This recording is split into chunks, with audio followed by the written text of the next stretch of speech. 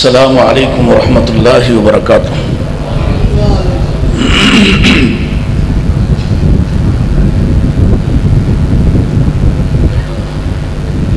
الحمد لولیہ والصلاة علی نبیہ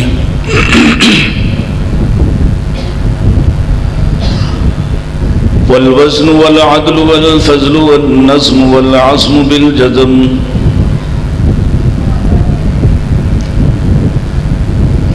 بوحدته بكبريائه بسلطان وبإعلان وبإتقان وبإيمان وبيان في فرقان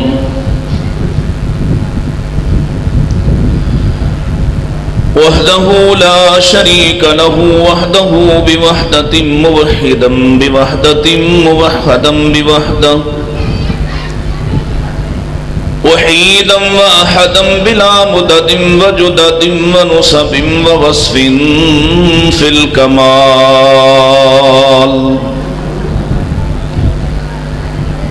لا شريك له ولا نظير له ولا مثل له ولا مثال له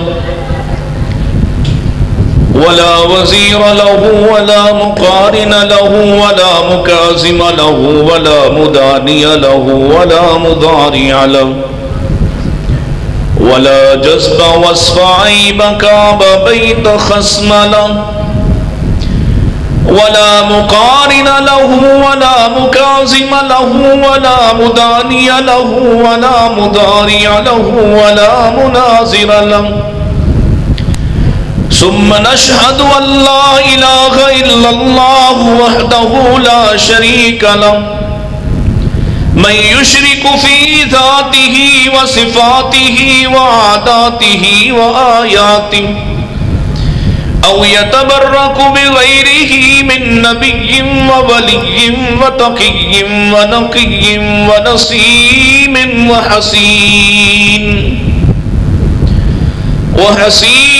وجميل وصغير وكبير فعليه الخسران والوبال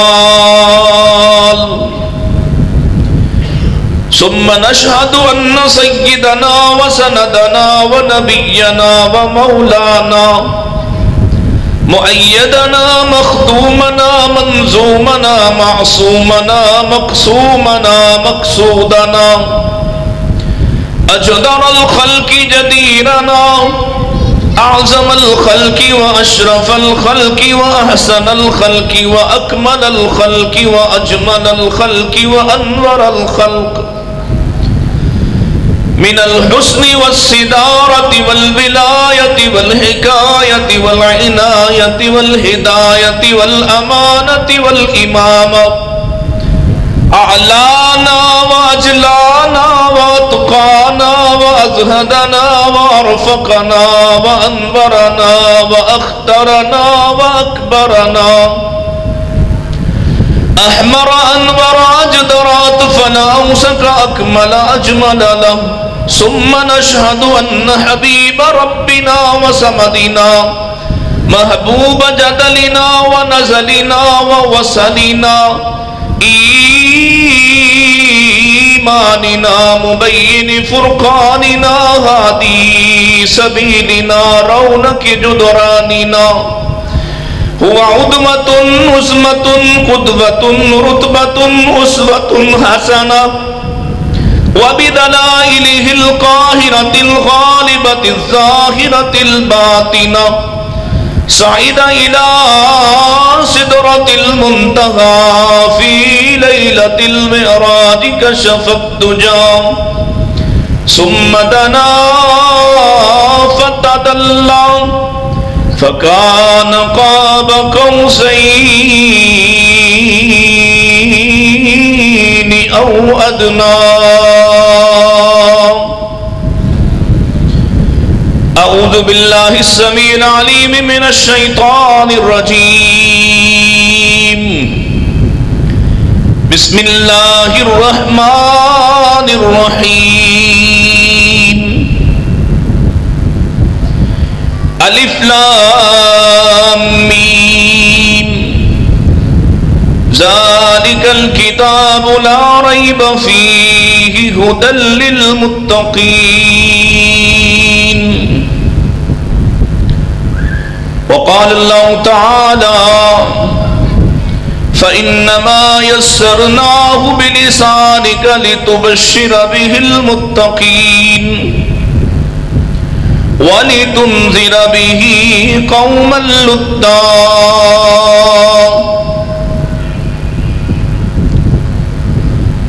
الف لام میم،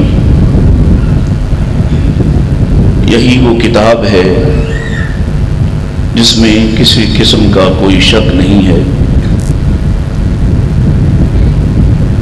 جو متقین کے لیے ہدایت نامہ ہے. اور دوسری جگہ فرمایا بس ہم نے اسے آپ کی زبان پر آسان کر دیا ہے تاکہ آپ متقین کو خوشخبری سنا دیں اور سخت جھگڑالو قوم کو ڈر سنا دیں. حمد و ثنا درود و سلام کے بعد میری معززات ماؤں بہنوں بیٹیوں سے درخواست ہے کہ وہ اللہ کے گھر میں ہیں تھوڑی دیر خاموشی اختیار فرمائیں. رمضان المبارک کی آمد ہے اور درمیان میں یہ چند گھنٹے باقی ہیں. اللہ تعالی ہمیں رمضان سے صحیح طور پر فائدہ اٹھانے کی توفیق عطا فرمائے. میرا موضوع اور عنوان تو کچھ اور تھا، لیکن چونکہ کل اب تراویح آپ نے پڑھنا ہے، اس لیے میں نے مناسب جانا ہے کہ میں بھی آپ کے سامنے قرآن مجید کے نزول کے مقاصد پر کچھ بات کروں. عزیزان من، ہم نے اس کو ایک ثواب کی کتاب بنا کر رکھ دیا ہے، اور قطع نظر اس بات کی کہ ہمارا مسلک کیا ہے، ہم اہل سنت ہیں، اہل حدیث ہیں، ہم سب نے قرآن مجید کو ایک مقدس کتاب تو مانا ہے، منزل من اللہ بھی مانتے ہیں، لیکن جن مقاصد کے لیے اور جن مقاصد کی تکمیل اور تعمیل کے لیے اللہ نے اس کلام کو نازل فرمایا ہے، ہم نہ تو ان کو جاننا چاہتے ہیں اور نہ ہی اس کتاب سے فائدہ اٹھا کر اپنی زندگی کو تبدیل کرنا چاہتے ہیں. حالانکہ یہ کتاب، یہ کلام ایسا پرتاثیر ہے کہ اللہ تعالیٰ قرآن مجید میں ہی ارشاد فرماتے ہیں لو انزلنا هذا القرآن على جبل لرأيته خاشعا متصدعا من خشیۃ اللہ. اے ہمارے حبیب، اگر ہم اس قرآن کو کسی پہاڑ پر اتارتے تو آپ دیکھتے کہ وہ اللہ کی خشیت سے، اللہ کے خوف سے ریزہ ریزہ ہو جاتا. جو قرآن پہاڑ پر اترے اور اپنی تاثیر اور اپنے اندر احکامات کی ہیبت ناکی سے پہاڑ کو پگھلا دے، وہی قرآن ہم سب کے گھر میں پڑا ہے. ہم سب کچھ نہ کچھ اس میں سے یاد بھی کرتے ہیں، ہم کسی نہ کسی طور اس کو پڑھتے یا سنتے بھی ہیں، مگر ہمارے دلوں پر وہ اثر نہیں کرتا ہے. اور ہم سب خوش ہیں، بڑے راضی ہیں کہ ہمارا تعلق قرآن کے ساتھ ہے. بلکہ ہمارا تو سلوگن یہ ہے کہ قرآن اور سنت، قرآن اور حدیث.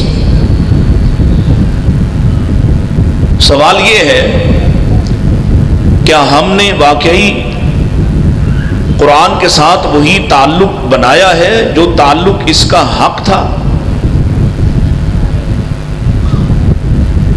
اگر بنایا ہے تو پھر اپنے آپ سے سوال کیجئے اسی قرآن سے پوچھئے کہ میرا شمار کن لوگوں میں ہوتا ہے؟ کیا میرا شمار ان لوگوں میں ہوتا ہے جن سے یا ایھا الذین آمنوا کہہ کر خطاب کیا گیا ہے، یا میرا شمار ان لوگوں سے ہوتا ہے ان المنافقین فی الدرک الاسفل من النار، جن پر نفاق کا رنگ اتنا غالب ہوا کہ وہ جہنم کے بھی نچلے گڑھے میں ہوں گے؟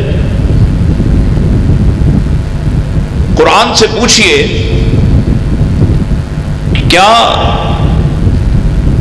میں ان لوگوں میں شامل ہوں ان الابرار لفی نعیم، نیکوکار لوگ نعمتوں والی جگہ پہ ہوں گے؟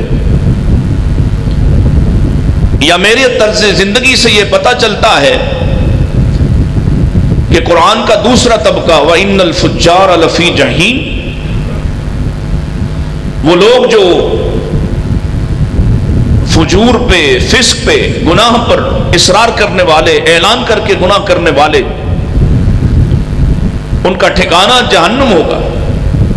کیا میرا شمار ان میں تو نہیں ہوتا؟ اپنے آپ کو اللہ کی کتاب پر پیش کیجئے اور فیصلہ کیجئے، ایک ابتدائی سرہ پکڑ لیجئے کہ اللہ کے پاک پیغمبر علیہ الصلوۃ والسلام نے ارشاد فرمایا القرآن حجۃ لک او علیک، قرآن تمہارے لیے دلیل ہے یا تمہارے خلاف دلیل ہے۔ تو میں اپنے آپ کو پیش کروں اور اپنے آپ سے سوال کروں، کیا میرا قرآن سے ایسا تعلق ہے کہ یہ قرآن کل کو میرا سفارشی بن کر میرے لیے دلیل ہے، یا میں اسی قرآن کی تعلیمات کے مطابق ان لوگوں میں شامل ہوتا ہوں جن کے خلاف اس قرآن نے، اس کتاب نے شہادت پیش کرنا ہے اور ان کے خلاف کھڑے ہونا ہے۔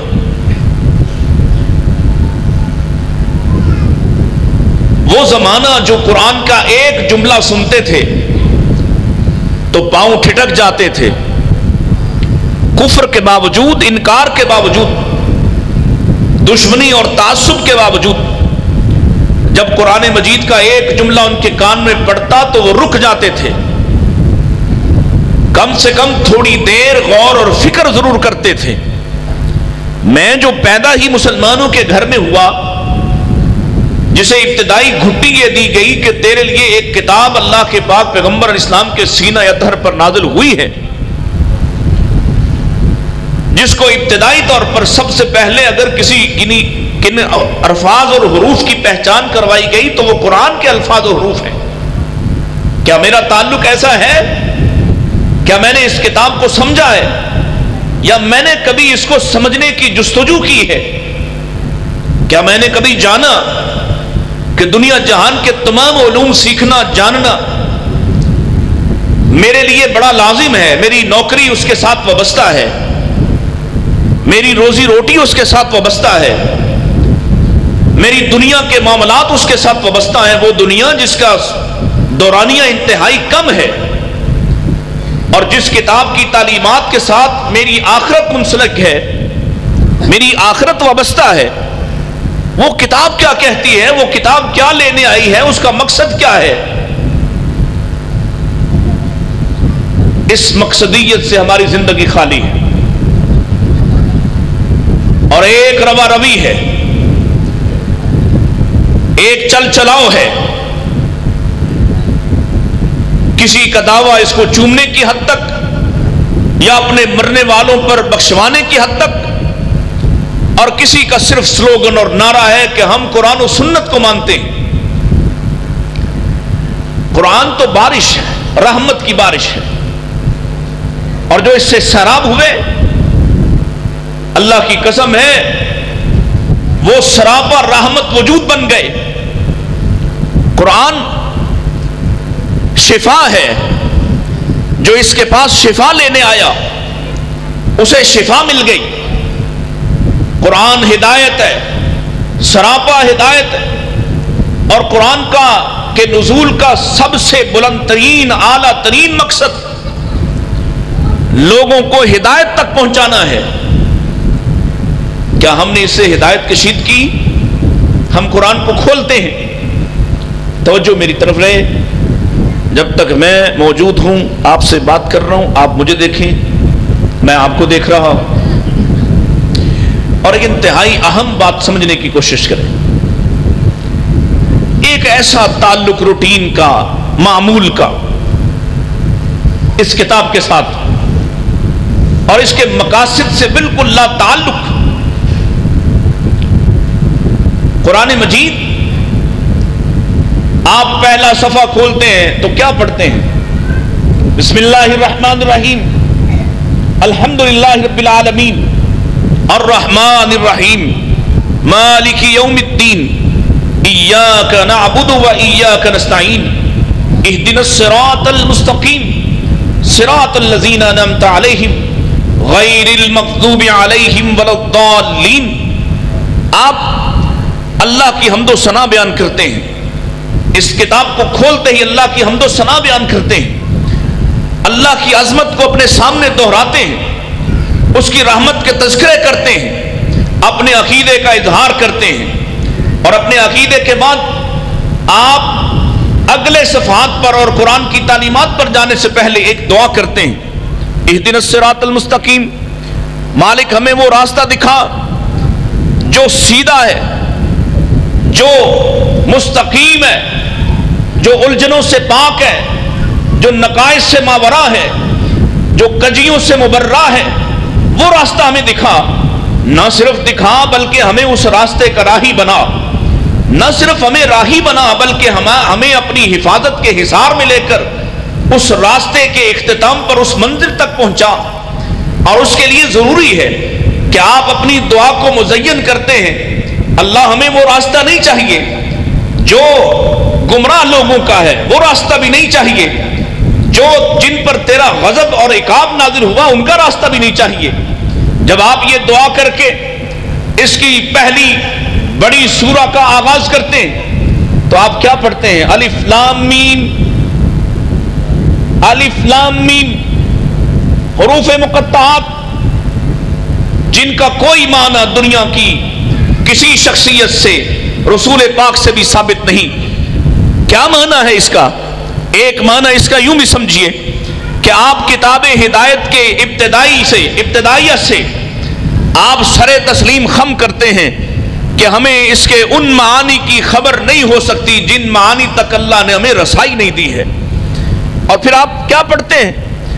ذالک الکتاب، یہی وہ کتاب ہے، اس یقین کے ساتھ، لا ریب فی، جس کے اندر کوئی کجی، کوئی نقص، کوئی عیب نہیں ہے، ھدی للمتقین، جو تقوی والوں کے لیے، متقین کے لیے، اللہ کے محبوب بندوں کے لیے ہدایت نامہ بن کر آئی ہے، یہ رحمت کی بارش بن کر آئی ہے۔ اور اب اس کو حاصل کرنے کے لیے آپ دیکھیے، ایک مثال دیتا ہوں، آپ کے ہاں 4 طرح کی زمین ہوتی ہے، دنیا والوں کے سامنے 4 طرح کی زمین ہے۔ ایک زمین پتھریلی ہے، ایک ریتیلی ہے، ریت والی، ایک دلدلی ہے، گندے نالے پر مبنی، اور چوتھی زمین میدانی ہے، سرسبز و شاداب ہے، زرخیز ہے، آسمان سے بارش نازل ہوتی ہے۔ اب بارش تو رحمت ہے، لیکن وصول کرنے والی زمین سے اس رحمت کا اس کی کیفیت بدل جائے گی۔ اگر بارش پہاڑوں پر نازل ہو، اگر بارش چٹانوں پر نازل ہو تو تھوڑا بہت جو ان پر گرد و غبار جمع ہوتا ہے فَتَرَكَهُ صَلْدًا، بارش اس کو بھی صاف کر کے ان کی سنگلاخ پن میں، ان کی سختی میں اور اضافہ کر دیتی ہے۔ اگر بارش ریت والی جگہ پہ نازل ہو تو جتنی دیر بارش ہوتی ہے اتنی دیر وہ ریت نرم رہتی ہے، اور جب بارش ختم ہو جاتی ہے تو تھوڑی ہی دیر میں ریت اپنی اصل کیفیت پر چلی جاتی ہے۔ اگر بارش دلدل پر، کیچڑ پر، چوہڑ پر، اگر گندے نالے پر برسے تو اس کے تعفن میں، اس کی غلاظت میں اور اضافہ ہوتا ہے، بارش کا قصور نہیں ہے۔ اور اگر وہ زرخیز زمین پر اترے، فَأَحْيَا بِهِ الْأَرْضَ بَعْدَ مَوْتِهَا، اللہ فرماتے ہیں ہم آسمان سے بارش نازل کرتے ہیں اور بارش کے ان قطرات کو اپنے وجود میں سمیٹ کر زمین اپنے گل بوٹوں کو نکال دیتی ہے، مردہ پن کو ختم کر کے زندہ ہو جاتی ہے۔ اب ذرا انسانوں کی طرف آئیے۔ اللہ کی کتاب رحمت ہے، رحمت کی بارش ہے۔ جنہوں نے اس رحمت کی بارش سے فائدہ اٹھانا تھا ان کے دل کیسے، اور جنہوں نے نہیں اٹھانا تھا آپ کے سامنے اتری، آپ علیہ السلام کی زبان سے سنا۔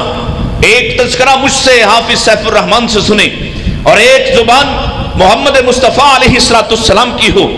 اتنی پاک باز، اتنی معطر، اتنی میٹھی زبان کہ جس کو دشمن بھی سن کر ٹھٹک جائے، رک جائے، کسی پردے میں چھپ کر سننا چاہے۔ اللہ کے پاک نبی اس بارش کا، اس کا می برسا رہے ہیں، اس کا تذکرہ کر رہے ہیں، اور حالت کیا ہے؟ ان سنگلاخ دلوں کی سنگلاخی میں، ان کی چٹان دلوں کی چٹان پن میں، ان کی سختی میں اور اضافہ ہوا، اور وہی جو ابو الحکم تھا ابو الجہل قرار پایا، وہی جو بڑا دانا تھا وہی سب سے بڑا بدبخت قرار پایا۔ اور اگر دوسرا دل اگر منافقین پر قرآن کو پیش کیا جائے تو بڑے ناز کیا کرتا تھا عبداللہ ابن ابی بن سلول، بڑا ادیب و خطیب تھا، قرآن براہ راست صاحب قرآن سے سن کر بھی جب اس کے مقصد کی طرف نہیں آیا تو اس کو اس کتاب نے فائدہ نہیں دیا، بلکہ اس کتاب کی نفرت اس کے دل میں اور بیٹھی۔ جتنی دیر یہ نبوی مجلس میں موجود ہے کچھ نہ کچھ اثرات اس کے اور اس کے ساتھیوں کے دلوں پر ہوتے ہیں، لیکن جیسے ہی آپ کی مجلس سے نکلتے ہیں ان کی سختی میں، ان کی نفاق میں، ان کے فساد میں، ان کے شرر میں، ان کے شرار میں اور اضافہ ہو جاتا ہے۔ اور اگر یہ کفار پر اس کو پیش کیا جائے، اگر فجار پر اس کو پیش کیا جائے، اس کے احکامات کو سنایا جائے تو وہ اور زیادہ متعفن ہوتے، وہ اور زیادہ اس کے مخالف ہوتے۔ ہاں ایک طرح کا دل ہے جو اس کو قبول کرتا ہے، جیسے آسمان کی بارش کو زرخیز مٹی قبول کرتی ہے، اور جو اس کو قبول کرتا ہے اس کی کیفیت کیا ہوتی ہے، یا پھر وہ صدیق بن جاتا ہے، یا فاروق بن جاتا ہے، یا حیدر کرار بن جاتا ہے، یا عثمان غنی بن جاتا ہے۔ جو قرآن کی دولت کو، قرآن کی بارش کو اپنے زرخیز دل پر آنے دیتا ہے اس کی کیفیت بدل جاتی ہے، اس کی عزت میں، اس کے وقار میں، اس کی توقیر میں ایسا اضافہ ہوتا ہے۔ اللہ اکبر! کہ کسی کو آپ کہتے ہیں تم سناؤ قرآن، اور وہ کہتا ہے میں سناؤں، نازل تو آپ پر ہوا، میں کیسے سناؤں؟ فرمایا تم سناؤ کہ تم سے سننے کا حکم آج مجھے ہوا ہے، تم سے سننے کا حکم مجھے آج ہوا ہے۔ جو قرآن کے ساتھ محبت کرنے والے تھے، جن کے دلوں نے اس رحمت کو قبول کیا، ان کو اللہ نے کیسے اعزازات سے نوازا۔ حضرت ابی بن کعب کہتے ہیں اللہ کے رسول میں سناؤں، میرے لیے حکم ہوا؟ ہاں ہاں تیرا نام لے کر حکم ہوا ہے کہ تو سنائے گا، اور میں محمد آج تیرا سامع میں سنوں گا۔ اللہ اکبر! اور آپ نے اپنے ممبر پہ اپنے صحابی کو بٹھا کر انہوں نے آپ کے سامنے قرآن پڑھا۔ قرآن عزت بخشتا ہے، قرآن عروج بخشتا ہے، قرآن دنیا سے ممتاز کرتا ہے۔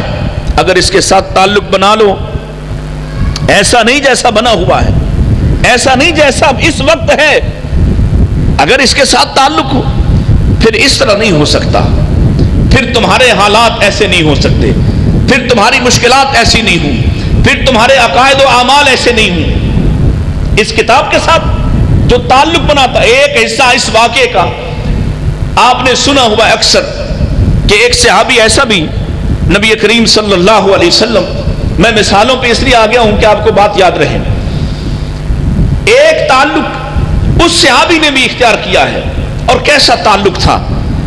ہماری اولادیں، ہم کیا کر رہے، ہمارا تعلق کیا ہے قرآن کے ساتھ؟ یہ مدینہ اور مکہ کے درمیان، مدینہ سے کوئی 250 میل دور اس کی بستی، لیکن اس گزرگاہ پر، اس راہ پر ہے جو راستہ مدینے کو جاتا ہے۔ ایک روز اس نے راستے سے جاتے ہوئے، یہ آخری دور ہے نبی کریم علیہ السلام کی زندگی مبارکہ کا، اور اس نے راستے پر جاتے ہوئے کوئی ایک قافلہ دیکھا، کوئی شخص دیکھا، اس سے پوچھا کہاں جاتے ہو؟ کہا یثرب جاتے ہیں، جو اب مدینہ المنورہ ہے، مدینہ النبی ہے۔ کون نبی؟ تعارف ہوا، اور کون سی کتاب، کیا پیغام لائے؟ اس کتاب کا کچھ پیغام اس آدمی نے، اس شخص نے سنا، دل سے محبت پیدا ہوئی، اب راستے پر ہی بیٹھ گیا، ہر آنے جانے والے سے پوچھتا، جو مدینہ جانے والا ہے اس سے پوچھتا، جو مدینہ سے آنے والا ہے اس سے پوچھتا تمہیں کچھ قرآن یاد ہے؟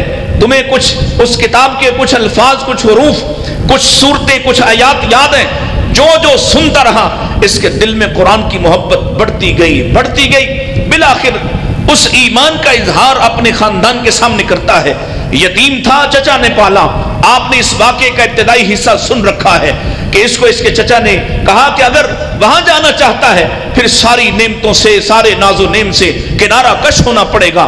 حتیٰ کہ جانے لگے سواری بھی چھین لی، جانے لگے کہا یہ لباس بھی اتار دو، یہ لباس بھی میری کمائی، میرے سرمایہ کا ہے، اگر مدینہ جانا چاہتے ہو تو بغیر لباس کے جاؤ گے۔ کائنات کے رب کی قسم ہے، اتنا بڑا اور اتنا مختلف امتحان کسی اور صحابی نے نہیں دیا جتنا بڑا امتحان قرآن سے محبت کرنے والے اس عبداللہ ذوالبجادین نے دیا ہے۔ برہنہ ہو کے کھڑا ہو گیا، پھر ماں کے پاس گیا۔ مختصر کرتا ہوں، اس نے بھی وہی سلوک کیا، لیکن ایک شفقت یہ کی ماں ہونے کی وجہ سے کہ ٹاٹ کا ایک ٹکڑا پھینکا جس کو پھاڑ کر اپنی شرمگاہ کو ڈھانپتا ہے اور اپنے کندھوں پہ رکھ کر ننگے بدن ننگے پاؤں 250 میل کا سفر کر کے مدینہ پہنچتا ہے۔ اللہ اکبر، نبی کریم علیہ السلام سے ملاقات ہوتی ہے اور آپ کے ساتھیوں کے ساتھ صفہ کے مقام پر، صفہ کے چبوترے پر رہائش پذیر ہوتا ہے۔ 10واں سال چل رہا نبوت کا، ہجرت کا، اور یہ جب ان ساتھیوں کے ساتھ شامل ہوا ان سے قرآن سیکھتا ہے، جتنا سیکھتا ہے اتنا بلند آواز سے تلاوت کرتا، بلند آواز سے پڑھتا ہے۔ حضرت عمر رضی اللہ تعالیٰ گزر رہے نبی پاک صلی اللہ علیہ وسلم کے ساتھ، عرض کی آقا اس دیہاتی کو دیکھیے، یہ سب سے بلند آواز سے قرآن پڑھتا ہے، دوسرے لوگ بھی ان کی عبادات میں خلل پڑتا ہے، اس کو منع کیجیے، آہستہ پڑھا کرے۔ اللہ کے نبی نے کیا فرمایا؟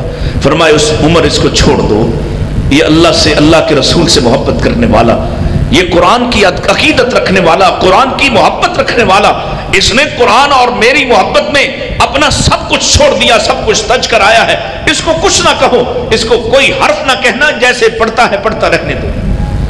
پھر موقع آیا، آپ تبوک کی جنگ کے لیے نکلے اور یہ پہلے آخری اس غزوہ میں شریک ہوا۔ اللہ اکبر، جب تبوک میں پہنچا تو کچھ ہی دنوں بعد نبی کریم علیہ السلام کے پاس حاضر ہوا۔ یا رسول اللہ صلی اللہ علیہ وسلم، میرے لیے شہادت کی دعا کر دیجئے کہ اللہ مجھے اسی میدان میں شہادت سے سرفراز فرما دے۔ آیا تو تاخیر سے ہوں، لیکن دل میں یہ خواہش ہے کہ میں شہید ہو جاؤں۔ اور اللہ کے نبی فرماتے ہیں میں تو یہ دعا نہیں کرتا، بلکہ میں تو یہ دعا کرتا ہوں کوئی دشمن کا تیر تمہیں نہ لگے، دشمن کی تلوار تمہیں زخمی نہ کرے، کوئی دشمن کا نیزہ تمہیں پریشان نہ کرے۔ یا رسول اللہ صلی اللہ علیہ وسلم، میں آپ سے درخواست کر رہا ہوں کہ میری شہادت کی دعا کر دیجئے، اگر دشمن کا تیر تلوار اور اس کا بھالا، اس کا نیزہ مجھے نہیں لگے گا تو میں شہید کیسے ہوں گا؟ آقا فرماتے ہیں تم بخار سے بھی تو فوت ہو سکتے ہو، تم بخار سے بھی تو فوت ہو سکتے ہو۔ ایسا کیوں کہہ رہے ہیں؟ اس لیے کہ اللہ کے نبی کو بھی اس صحابی سے ایسی محبت ہے کہ آپ اس کو زخمی نہیں دیکھنا چاہتے۔ کہا بخار سے بھی تو فوت ہو سکتے ہو، وہی ہوا، اس کو بخار چڑھا، ایسا بخار کہ یہ فوت ہو گیا۔ اور عبداللہ ابن مسعود رضی اللہ تعالیٰ عنہ فرماتے ہیں آدھی رات کو میری آنکھ کھلی تو میں نے دیکھا، اور آنکھ کھلتے ہی صحابہ کیا دیکھنا چاہتے ہیں؟ آنکھ کھلتے ہی صحابہ کہاں دیکھنا چاہتے ہیں؟ اللہ اکبر، کہا نبی کریم علیہ السلام کے بستر پر نگاہ پڑی، دیکھا کہ آپ کا بستر خالی ہے۔ میں نے جلدی سے ابو بکر کے بستر کو دیکھا، وہ بھی خالی ہے، عمر کے بستر کو دیکھا، وہ بھی خالی ہے۔ پریشان ہو کر گھبرا کر اٹھا کہ شاید کسی نے حملہ تو نہیں کر دیا، کوئی مسئلہ تو نہیں ہوا۔ ڈھونڈتا ڈھونڈتا ان تینوں ساتھیوں کو جب لشکر سے باہر نکلا، دور ایک جگہ پر مجھے روشنی دکھائی دی، میں اس کنارے پر اس روشنی کے پاس چلا گیا، دیکھا اللہ کے نبی صلی اللہ علیہ وسلم باہر بیٹھے ہیں اور آپ کے دونوں ساتھی قبر بنا رہے ہیں، دونوں ساتھی قبر تیار کر رہے ہیں۔ اور آپ کیا کہہ رہے ہیں؟ آپ کہتے اے ابو بکر و عمر، اس کی قبر کو آسودہ بنانا، یہ قرآن سے محبت کرنے والا ہے، یہ رسول اللہ سے محبت کرنے والا ہے۔ یہی بس نہیں، عبداللہ ابن مسعود کہتے کچھ ہی دیر بعد آقا خود زمین پر اترے، خود اس کی قبر میں اترے۔ میرے بھائی، بہت ہی ممتاز، بہت ہی منفرد، بہت ہی نایاب یہ تحفہ ہے جن لوگوں کی قبروں میں اللہ کے نبی اترے، جن لوگوں کی قبروں کی مٹی کو اللہ کے پاک پیغمبر علیہ السلام نے خود اپنے ہاتھوں سے سنوارا، جن کو خود اپنے ہاتھوں سے قبروں میں آپ نے ڈالا ہے، بہت ہی کم اور نایاب صحابی ہیں۔ ایک عثمان ابن مظعون کی بات ملتی ہے، اور ایک سیدہ ام رومان کی بات ملتی ہے، اور چند ایک اور فنگر ٹپس پہ گنے جا سکتے ہیں جن کی قبروں میں آپ خود اترے ہیں۔ آپ اترے، آپ نے اپنے ہاتھوں سے مٹی کو برابر کیا، اپنے ساتھی کو خود دفن کیا، اور جب مٹی برابر کی آپ نے دعائیں کی، وہ دعائیں سن کر اور اس دعا کے آخر میں ایک جملہ میرے نبی کا ایسا بھی تھا جو سرٹیفکیٹ تھا، جو سند تھی، جو آپ نے اعزاز عطا کیا۔ فرمانے لگے، جس کو سن کے ابن مسعود کہتے ہیں، جس کو سن کر، اس جملے کو سن کر عبداللہ ابن مسعود کہتے ہیں، کاش مرنے والا میں ہوتا، کاش جانے والا میں ہوتا۔ وہ ابن مسعود جس کی ایک پنڈلی کا وزن، پیارے آقا فرماتے ہیں اس چھوٹی چھوٹی ٹانگوں والے پہ مسکراتے ہو، اس کی ایک پنڈلی ایک طرف اور احد پہاڑ ایک طرف۔ وہ عبداللہ ابن مسعود جس نے میرے نبی سے قرآن سیکھا، تفسیر سیکھی، حدیث سیکھی، آپ کا لائق ترین شاگرد، فرماتے ہیں نبی پاک کی یہ بات سن کر میرے دل سے یہ خواہش اٹھی، کاش مرنے والا میں ہوتا، کاش دفن ہونے والا میں ہوتا، اور اللہ کے نبی یوں میری قبر پر یہ آپ سند جاری کر رہے ہوتے، اعزاز جاری کر رہے ہوتے۔ کیا فرمایا؟ فرمایا مالک میں آج شام تک اس سے راضی، اللہ تو بھی اس سے راضی ہو جا۔ یہ قرآن سے محبت کرنے والا تھا، یہ تیرے رسول سے محبت کرنے والا تھا، آج شام تک میں اس سے راضی، تو بھی اس سے راضی ہو جا۔ قرآن عروج بخشتا ہے، قرآن عزت عطا کرتا ہے۔ اور ایک مسئلہ بھی سنا دوں، قرآن عقیدہ سیدھا کرتا ہے۔ قرآن نہیں سننا چاہ رہے بھائی؟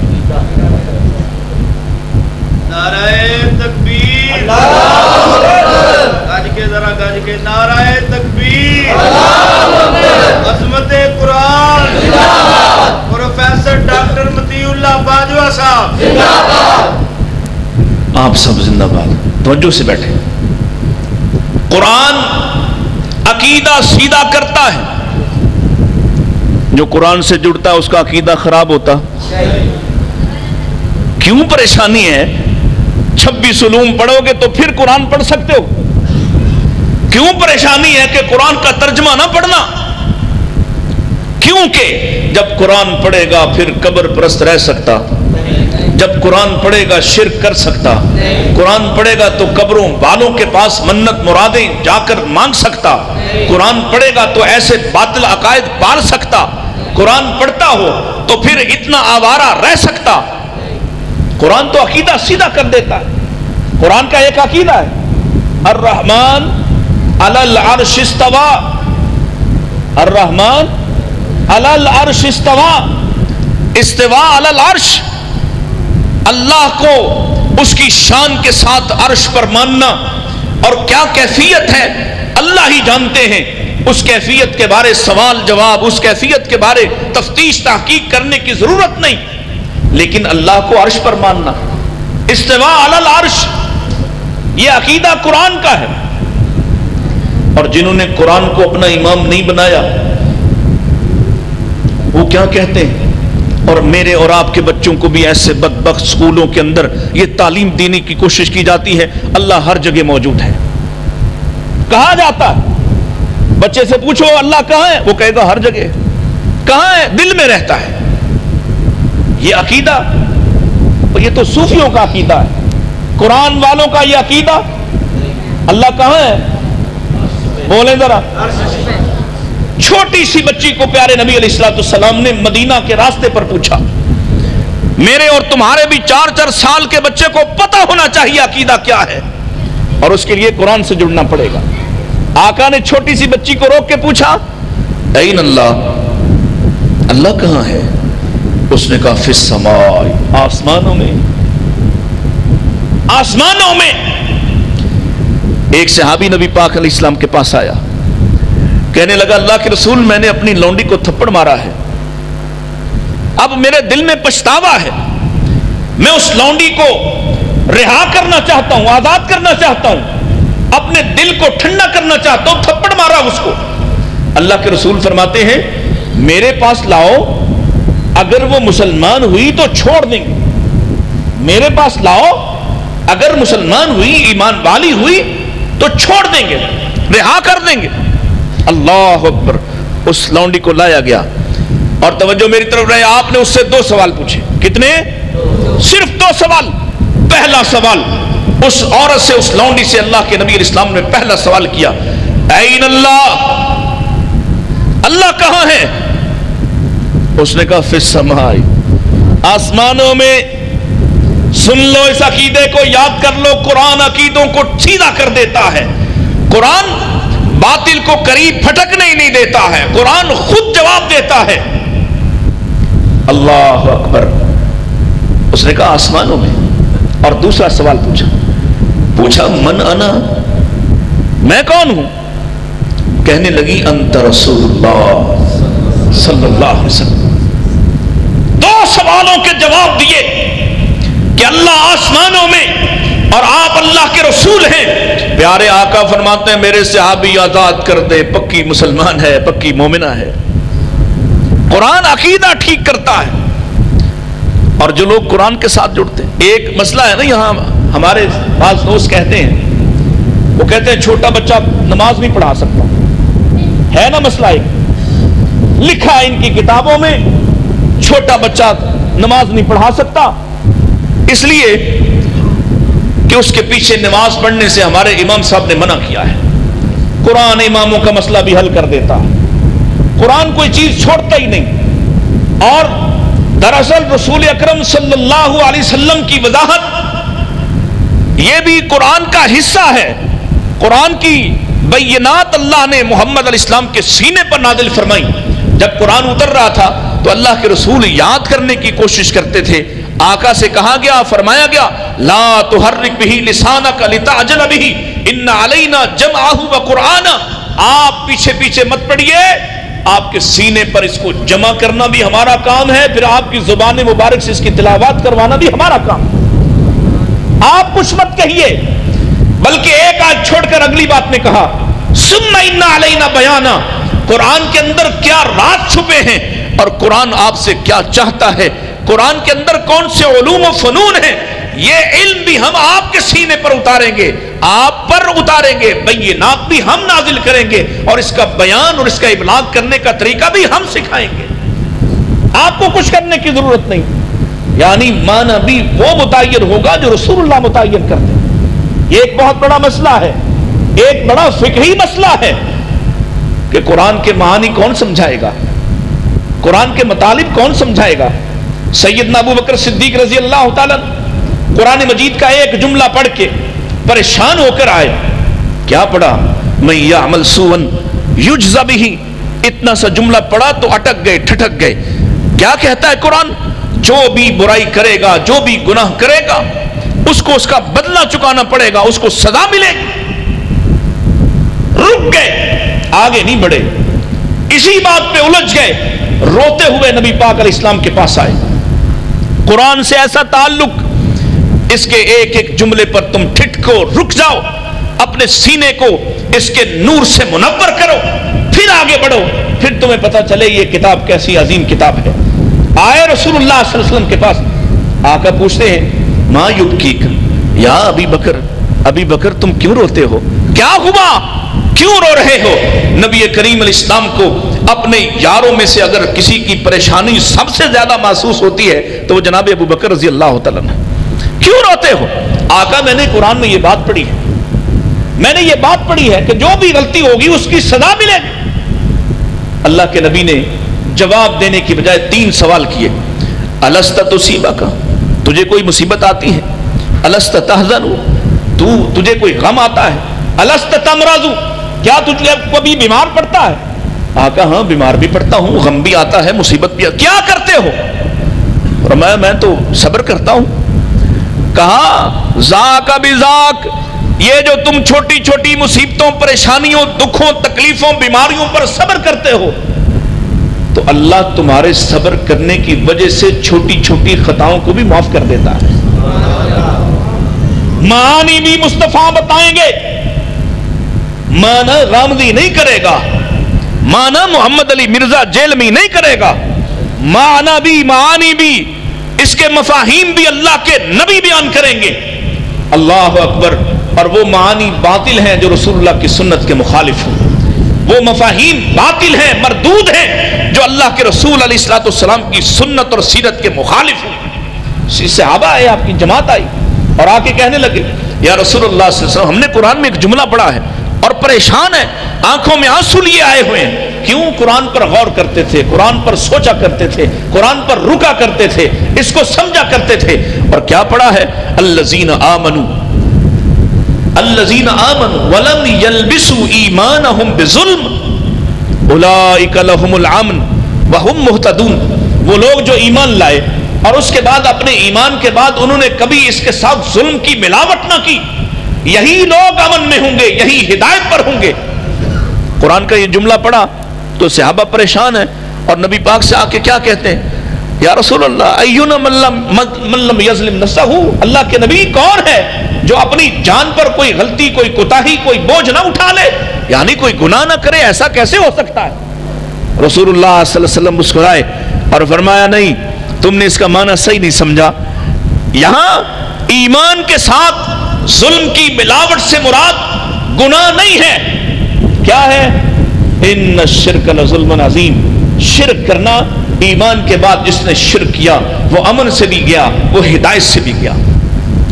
وہ لوگ جو کہتے ہیں کلمہ گو مشرک نہیں ہو سکتا، کلمہ گو پر شرک کا فتویٰ نہیں لگ سکتا، یہاں دیکھو کیا کہتے اللہ کے نبی، یہ فرمان قرآن خود بیان کر رہا ہے، جو اپنے ایمان کے بعد، ایمان لانے کے بعد ظلم کی ملاوٹ کرتا ہے وہ ہدایت پر بھی نہیں، امن پر بھی نہیں ہو سکتا۔ تو ایک بات عرض کرنے لگا تھا کہ کہتے ہیں کہ چھوٹا بچہ نہیں پڑھا سکتا، نماز امامت نہیں کروا سکتا۔ نبی کریم صلی اللہ علیہ وسلم کی زندگی نے ایسے ایسے جوابات دیے کہ آنے والوں کے سارے چور دروازے بند کر دیے۔ نبی علیہ السلام کے پاس ایک گروہ آیا، ایک جماعت آئی، ایک گاؤں کے لوگ آئے، ایک وفد آیا اور کچھ دن آپ کے پاس رہا، ایمان قبول کیا۔ جاتے ہوئے آپ نے انہیں نماز کی تلقین کی اور ساتھ فرمایا کہ نماز وہ پڑھائے گا، امام وہ بنے گا جس کو قرآن زیادہ یاد ہے، جس کو قرآن زیادہ آتا ہے۔ جو مثال دینے کا مقصد ہے کہ چھوٹے سے بچے نے کیسے قرآن یاد کیا، کیسے قرآن کی محبت اس معاشرے کے اندر پائی جاتی تھی۔ جب اپنے گاؤں، اپنی بستی میں پہنچے، نماز کے لیے، جماعت کے لیے کھڑے ہوئے تو اب پوچھتے ہیں کہ جناب تمہیں کتنا قرآن یاد ہے، تمہیں کتنا یاد ہے، تمہیں کتنا یاد ہے؟ اتنے میں وہ بچہ بھی موجود ہے، وہ کہتا ہے مجھے تم سب سے زیادہ یاد ہے۔ تمہیں کیسے یاد ہوا؟ مدینہ تو تم گئے نہیں اور ہم نے آ کر ابھی کسی کو سکھایا نہیں، تمہیں کیسے یاد ہوا؟ اللہ اکبر۔ وہ بچہ کہتا ہے یہ راستہ مدینے کا راستہ ہے، یہاں سے جب قافلے گزرتے تھے اور یہاں رسول اللہ کے صحابہ رکا کرتے تھے، ہماری دو باتیں اس کے اندر سے ثابت ہو رہی۔ ہماری بستی کے سامنے اس درختوں کے جھنڈ میں جب وہ دوپہر کو آرام کیا کرتے تھے تو وہ آرام کرتے کرتے ساتھ قرآن پڑھا کرتے تھے۔ کیا کیا کرتے تھے؟ آرام کرتے ہیں۔ تو کہتا مجھے چین نہیں آتا جب تک گانا نہ سن لوں، مجھ سے گاڑی نہیں چلائی جاتی جب تک میں گانا نہ سن لوں، میری اداسی دور نہیں ہوتی جب تک غزل نہ سن لوں۔ قرآن پڑھا کرتے تھے اور وہ قرآن پڑھتے تھے اپنی آرام کی خاطر، اور ہم بستی کے بچے ان لوگوں کو، ان عربی نوجوانوں کو دیکھنے جاتے تھے تو ان کے پاس جب قرآن سنتے سنتے میں نے تم سب سے قرآن زیادہ یاد کر لیا ہے۔ یہ وجہ بنی اس بچے کی امامت کی۔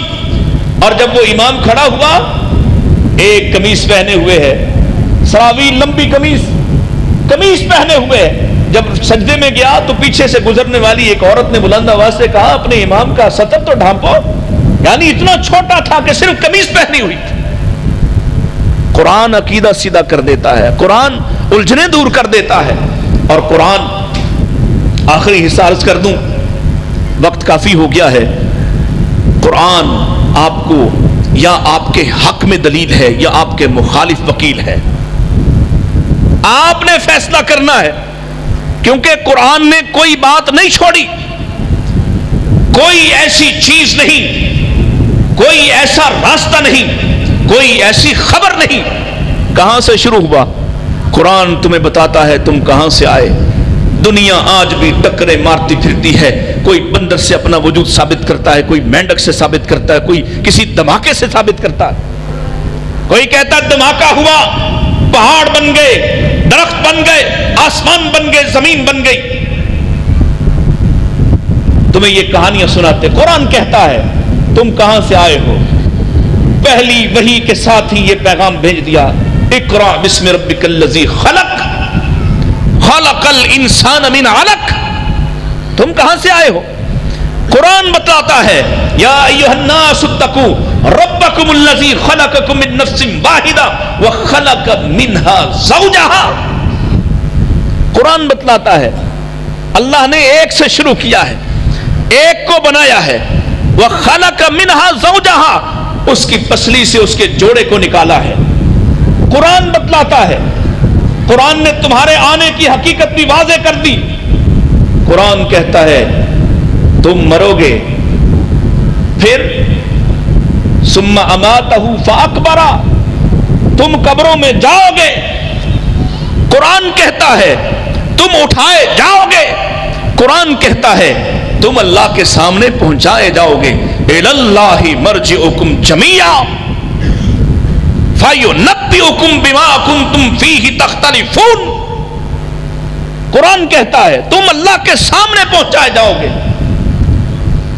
مرنے کے بعد ختم نہیں ہو جانا، تم نے اللہ کے سامنے۔ قرآن منظر پہ پیش کرتا ہے فَأَمَّا مَنْ أُوتِيَ كِتَابَهُ بِيَمِينِهِ فَيَقُولُ هَاؤُمُ اقْرَءُوا كِتَابِيَهْ۔ قرآن تمہاری کامیابی کی کیفیات بیان کرتا ہے۔ وَأَمَّا مَنْ أُوتِيَ كِتَابَهُ بِالشِّمَالِ، قرآن تمہاری ناکامی کی کیفیات بیان کرتا ہے۔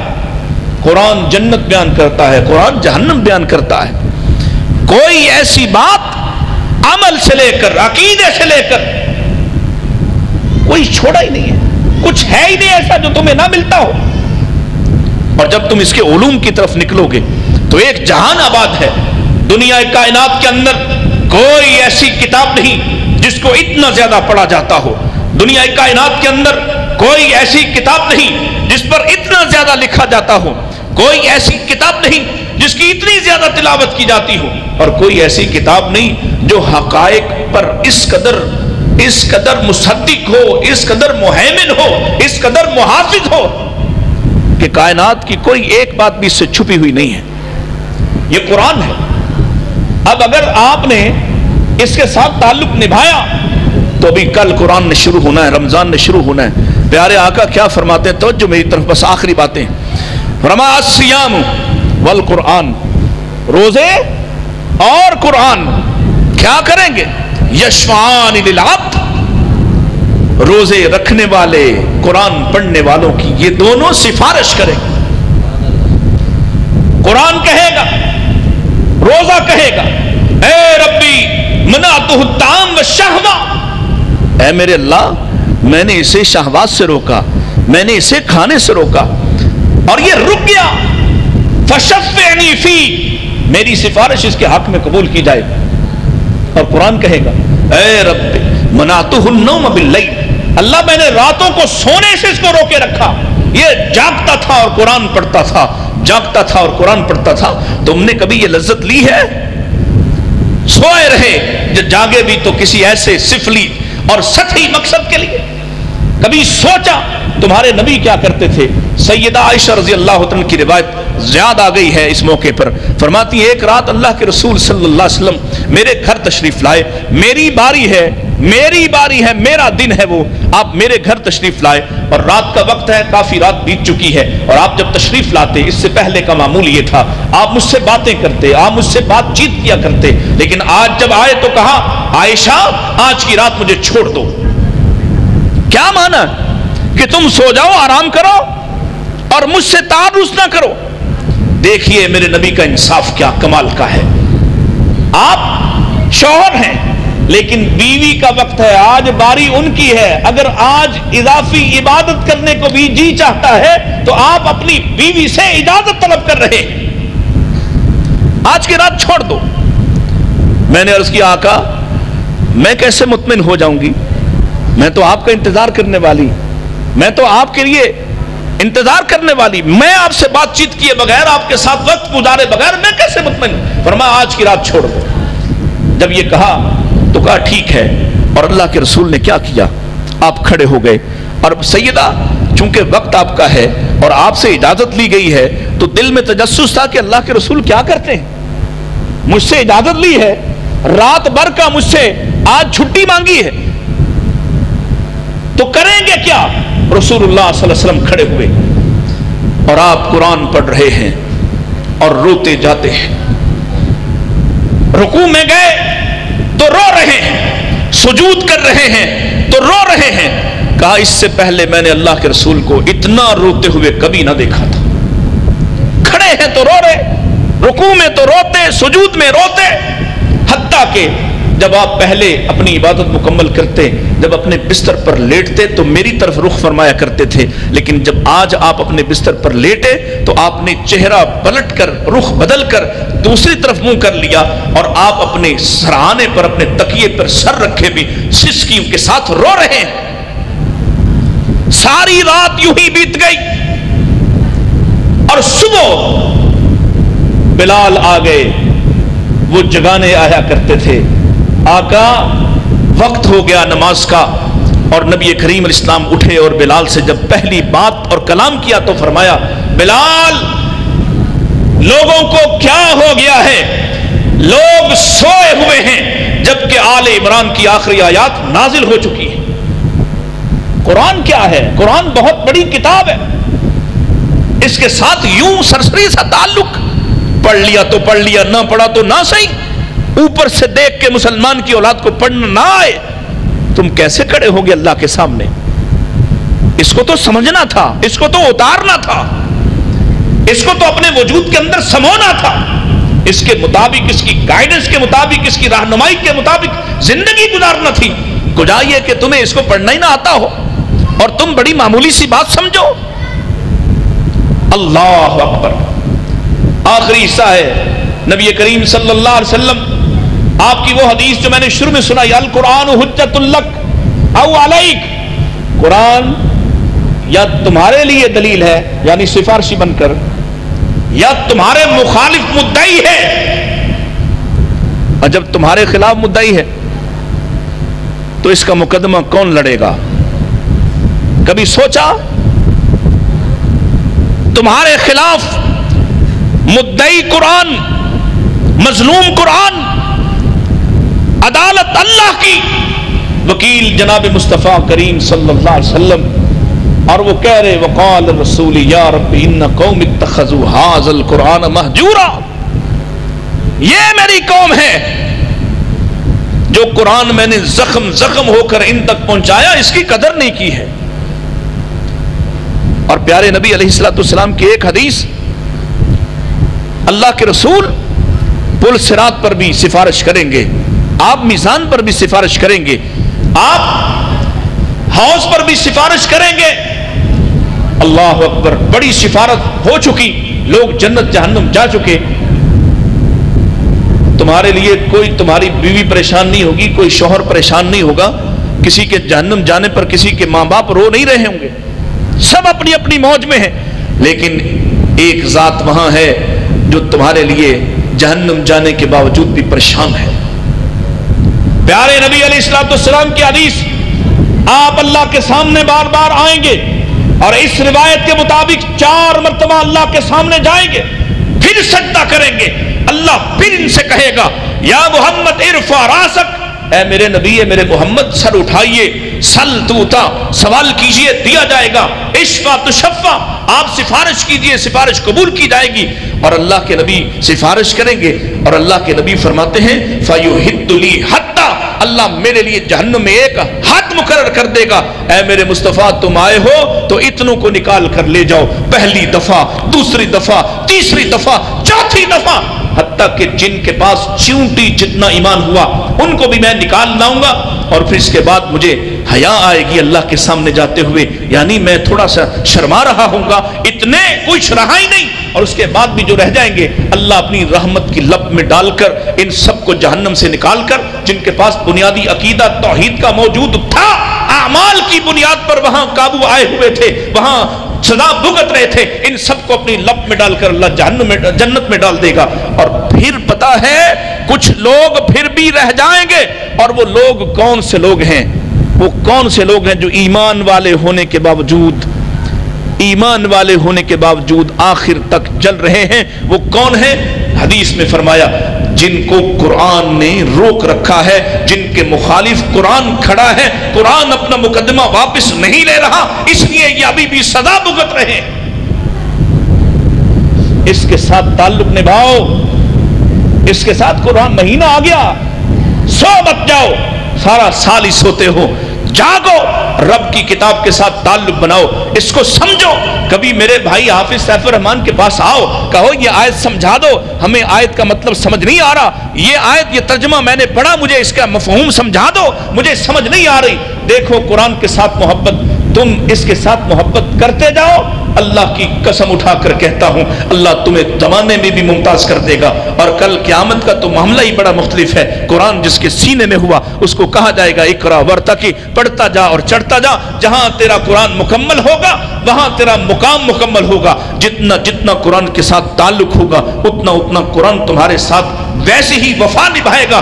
اگر صرف رات کے وقت سونے کے وقت تم نے سورۃ الملک ہی مکمل پڑھنا شروع کر دیا، اللہ کی قسم ساری دنیا تمہیں چھوڑ کر قبر میں چلی جائے گی، تیرے رشتہ دار لا تعلق ہو جائیں گے، لیکن اللہ کی کتاب کی یہ سورہ اس وقت تیری ساتھی بن کر تیرے دائیں بائیں سے تجھے عذابات سے اور تجھے مار سے بچا رہی اور تیرے سامنے رکاوٹ بن رہی ہے۔ اللہ کی کتاب سے تعلق جوڑو، اللہ کی کتاب سے محبت بناؤ، اللہ کی کتاب کو سیکھو، جانو، اور یہ بات چھوڑ دو کہ اب میں بوڑھا ہو گیا ہوں میں کیسے یاد کروں۔ صحابہ جب آپ کے سامنے مسلمان جو ہوئے وہ سارے بچے تو نہیں تھے، وہ 8 سال کے 10 سال کے بچے تو نہیں تھے، بوڑھے تھے۔ حتیٰ کہ نابینا صحابی آتا ہے علمنی القرآن یا رسول اللہ، رسول اللہ صلی اللہ علیہ وسلم کے پاس آ کے کہتا ہے یا رسول اللہ پتہ چلا ہے ابھی قرآن نازل ہوا ہے، مجھے بھی سکھا دیجئے۔ کتنا محبت تھی انہیں قرآن سے، قرآن کے ساتھ لگاؤ تھا، قرآن کے ساتھ شغف تھا، قرآن کے ساتھ محبت تھی، اور کچھ نہیں کر سکتے تو اپنے نوافل میں کتاب ہاتھ میں پکڑو، موبائل ہاتھ میں پکڑو اور اس کو دیکھ کر ہی پڑھنا شروع کر دو۔ اللہ کی قسم ہے اللہ تمہاری زندگی بھی بدل دے گا اور آخرت بھی تبدیل کر دے گا۔ وآخر دعوانا ان الحمدللہ رب العالمین۔